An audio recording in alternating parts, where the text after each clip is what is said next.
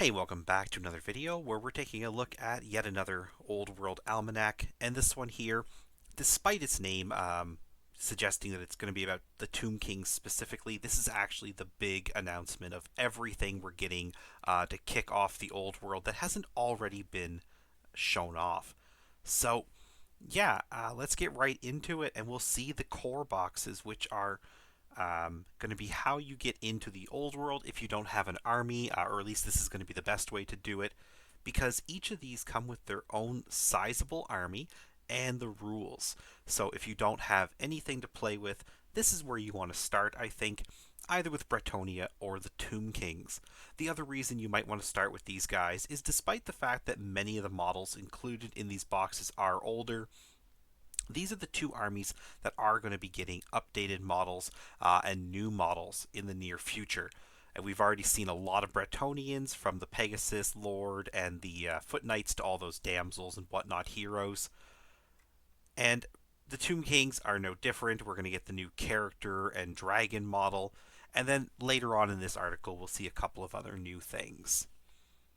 So, in the starter box, which we've already seen in the leak, you get 2 units of 20 skeletons with spears, 2 units of 16 with bows, 2 units of 8 skeletal horsemen, 3 chariots, and then you get the new character kit with the dragon. It's a really nice kit to start with, and again, you get the 352-page hardback rulebook plus a 1250 point army. So we now know that this army is around 1250 points. It's a little bit cheaper than I thought it would be by about 250 points.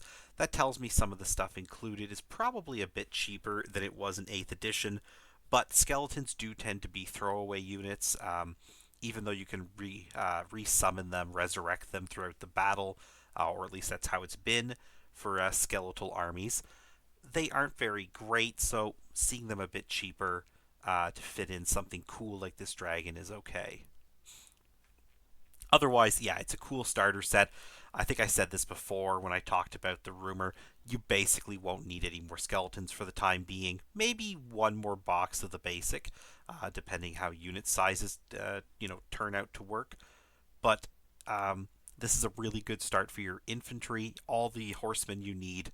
Really, the only thing you might want from your core at this point is going to be some more chariots. Chariots are definitely one of those iconic parts of the Tomb King army and really fun, but it's a good place to start at 1250 points. Bretonia, it's the same thing, where you get the rule book and 1250 points, but you get a different faction, of course. So we have the Bretonnian Pegasus Lord, which we already knew about, and I think most of us guessed was going to be in this box. We also get 2 units of 16, I believe it is, sorry, 18 peasants, men at arms, and then 2 units or of 12 or 1 unit of 24 archers, 2 units of 6 knights, and 3 Pegasus Knights. It's not as big as the Tomb King faction box, but you get knights. Um, in this case, 12 Knights of the Realm, probably, and the 3 Pegasus Knights and that Pegasus Lord. All of those things are quite expensive. Um, so, yeah, this is a pretty solid starter force for somebody who doesn't have Bretonians already. But I've seen a lot of people complaining about how many peasants there are. If you are somebody who already owns Bretonia, you probably already have peasants. I can understand the concern, but these box sets are really meant for people who are just getting into the game. Pretty much like all box sets that are including the rule books from Games Workshop. It just happens that they've thrown in that really flashy Pegasus hero. So, a bit of a shame there for those of us who already have a healthy collection, especially of the archers. But overall, though, I still think it's a really good box set. And once you factor in the your localized cost for the hero and the rule book, it's actually probably not that bad.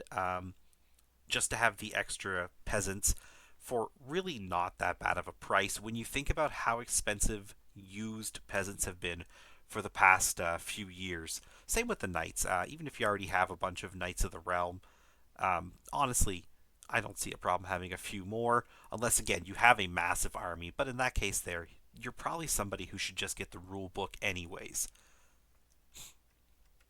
Speaking of the rulebook, it will be sold separately. Again, 352 pages, 70 pages of background, so that's really nice. Many of us are very familiar with Warhammer and its world, but this is a new period that has only really been touched in little timeline snippets. So getting 70 pages to really explain what's going on at this point, 200 years before the end time, that's nice. Um, I just really am happy about that. Really, 250 years actually, because this takes place in 2276, I believe, is what we've learned. So yeah, you're going to be able to buy this as its own hardcover. Probably whatever hardcover books cost in your area, give or take $5. And I think there also is, yes, there's going to be an EPUB version for those of you who don't want a physical book. I do personally, but I totally understand not wanting to drag this thing around. I do wish we were getting a mini book like we did with 8th edition and I think 7th edition fantasy, but Games Workshop seems to have moved away from that, and they really want you to get the big flashy book in that starter set. So we'll see if maybe a cut down version of the rules comes out later, like we've seen with some of the other editions of Warhammer games. After that, we have two more books. I sort of saw this coming. I was hoping it would be one, but I was afraid it would be too big of a book itself. If they did, two books that are full of the army lists we're going to be playing with. We have Forces of Fantasy and Ravening Hordes, throwback to the old 6th edition Get You By army book, sorry, not codex, that everybody played with at the start of that edition because all of their books were tossed out, sort of 8th edition or even 10th edition 40k style. So this is how you're going to get your army lists, and this was basically what we got with Horus Heresy, what we got with Lord of the Rings. You just get a book that is, either the good guys or the bad guys. If you play good guys and bad guys, you're probably getting both of these, like myself. It's unfortunate that you might need 3 books to get started. Quote unquote, start with, 3 books. It might even be more, depending who you're playing. We'll get to that in a moment. But at the same time, Warhammer books, if you're someone like me, they look good on a shelf, and there's something you like to have, both for the purpose of reading, but just that completionist mentality.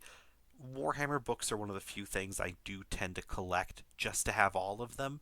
Um, and with the prices of Warhammer on the used market these days, even for old codex and army books, I feel it's best just to get these now. Maybe not day one if you don't need both of them, but just having them and knowing that you can always look through them, see what the other guy is bringing, or maybe plan out a future army from the other side. I still think these are pretty good. The good guy book, Forces of Fantasy, is 192 pages. You'll be able to get Dwarven Mountain Holds, Empire of Man, Kingdom of Bretonia, Wood Elf, and High Elf realms off the ground with this book.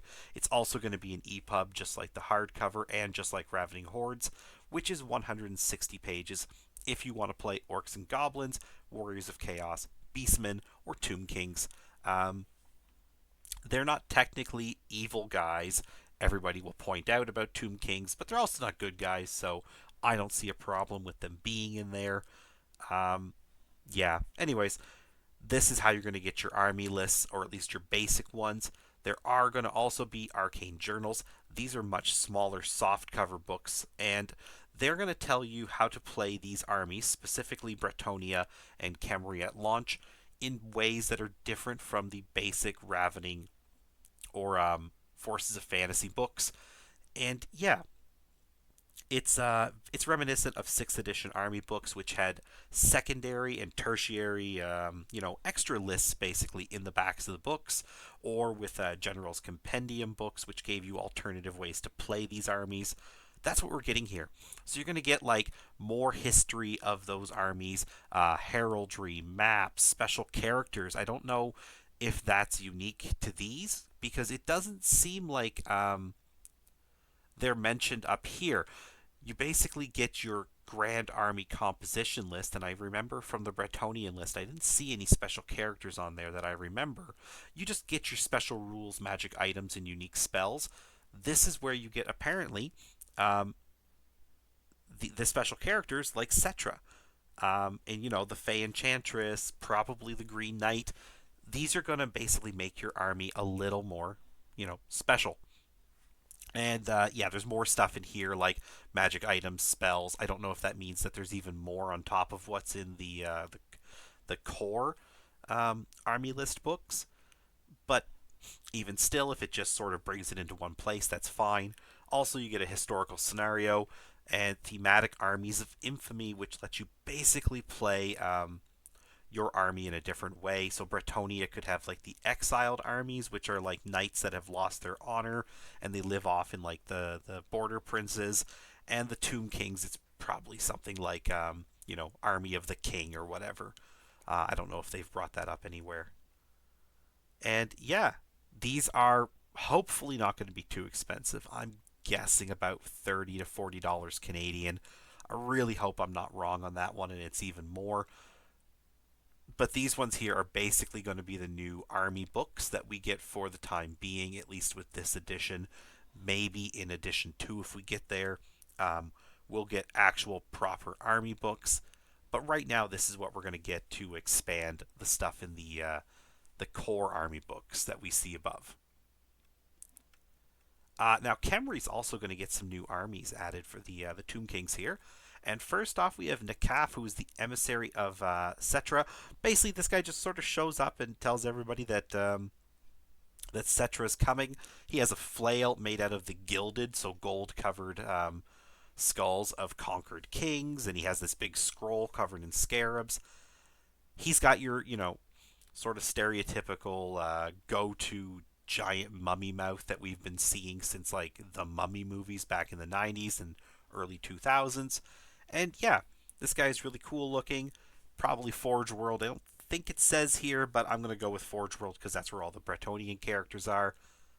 Yeah, this is just a nice model. It looks like it's another special character, and he's going to obviously give some sort of benefit to your army on the field. And I just like him. He looks cool. Next, we have a battle standard bearer for the Tomb Kings, and like the Bretonnians, the